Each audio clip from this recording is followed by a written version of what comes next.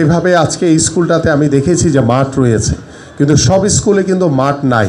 কিন্তু আমরা চেষ্টা করছি, আমাদের এক অভিভাবক বলছিলেন যে খেলার মাঠের কথা। আমরা ইতিমধ্যে সিদ্ধান্ত নিয়েছি যে আমাদের ঢাকা মহানগরীতে প্রায় 100টি ওয়ার্ড রয়েছে।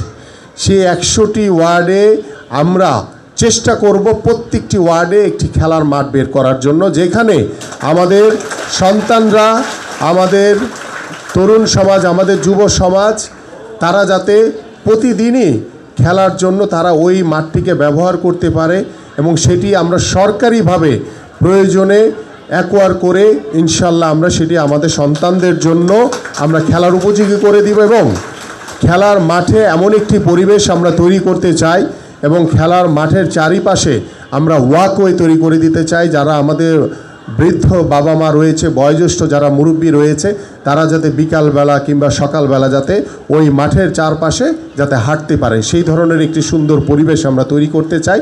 এইভাবে আমরা শুধু স্কুলের মাঠ না, আমরা সরকারিভাবে প্রত্যেকটি ওয়ার্ডে, সারা ঢাকা শহরে প্রায় 100টি ওয়ার্ড আমি বলেছি, সেখানে মাঠগুলোকে আমরা সংরক্ষণ করব। পাশাপাশি সারা বাংলাদেশে আমরা প্রত্যেকটি উপজেলায় মিনি স্পোর্টস ভিলেজ তৈরি করে ইনডোর ফ্যাসিলিটিস সহ আমরা খেলাধুলাকে সর্বোচ্চ গুরুত্ব দিয়ে আমরা আগামীর ভবিষ্যতের জন্য আমরা একটি সুস্থ জাতি গড়ে তুলতে চাই।